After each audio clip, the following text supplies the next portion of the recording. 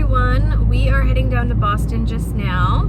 We're going to take you guys on our next couple of days worth of adventures with Marley, and just to kind of show you what we're going through right now. Marley has a heart catheterization coming up tomorrow on Thursday, and today she is having a lot of tests done in preparation, and it'll be about 6 to 8 hours.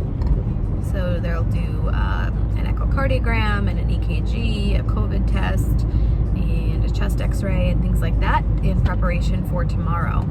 So we just wanted to take you along. I know when as heart warrior parents, there's like a million different resources out there, but a lot of it I was confused on what to expect when it came to the heart catheterization, which for someone who doesn't know, it's a fairly simple procedure.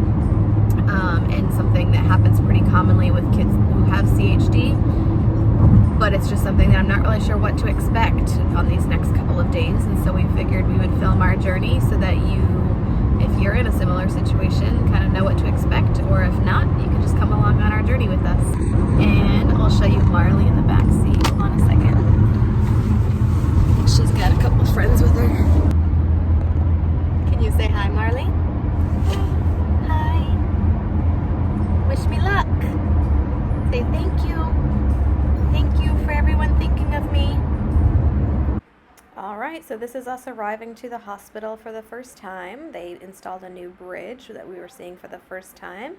And once we checked in, we went straight to cardiology pre-op. And then this was the room they brought us to, which was our kind of little own space for the day where we could leave all of our bags. And the first place that we went was to the x-ray. And now we are heading into the chest x-ray. That's me and Marley. We're getting ready, and I had to hold her arms up while they took a nice picture of her chest. And she did good, but for the most part, but then she kind of resisted there towards the end, and we had to get a helper. And I look super, super cool in the farm gown that I'm wearing. Lots of miscellaneous farm animals. And then we'll do one where she is facing like a shopping cart, so you'll be standing back here. Like a ballerina. Can you do up like a ballerina? If she fights too much, then I might turn her, but I just want to see how she does. Tiptoe ballerina, tiptoe ballerina, tiptoe ballerina, tiptoe ballerina. Throughout the day, we were trying to keep Marley's spirits up, but she was keeping our spirits up by telling us she loved us all day long. So after the chest x-ray, we went into vitals. They did height and weight, blood pressure, all of those things. We kept Marley busy with some music in the background. And then after that, they went into doing an EKG, which she has had before, so she wasn't new to this. But essentially, they put on like 12 or 13 little stickies all over her chest and back. And these essentially read like the rhythm of her heart. We don't really know much technical terms, so don't ask us all the specifics, but that's what's happening here. All right, so we got Marley's chest x-ray done, we got her vitals done, now we are waiting to go in to have a lung scan done. But we just spoke with the Cath team, and essentially they gave us a rundown of what to expect tomorrow. Do you want to tell them about that?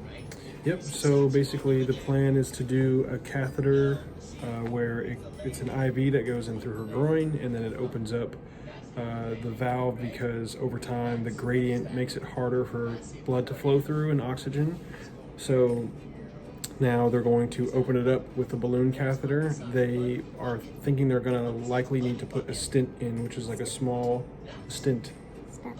Stent. A stent is a short period of time. A stent is a little small piece of metal mesh that will hold the tube open to prolong, just to make it a little more time again. It essentially buys us time until our next big surgery. Right. It holds that artificial valve that's in her heart. It holds it open because right now it's not that it's closing, but her heart is growing. The artificial valve is not. So by either doing the balloon cath or the stent, it will save us time until the next surgery and make it last longer. And they said that we can expect to stay overnight tomorrow. And then they just talked about some of the risks, like if they accidentally have some vessel damage. What did she say? So if there's any vessel damage, then the procedure gets a little more in depth, like there might need to be another stent. There might be another stent, like there's a very small chance of like the operating room, but they're not expecting that at all. There will be a breathing tube overnight, or not overnight, but through the surgery, and then a little bit after, but it shouldn't be expected to be in for long.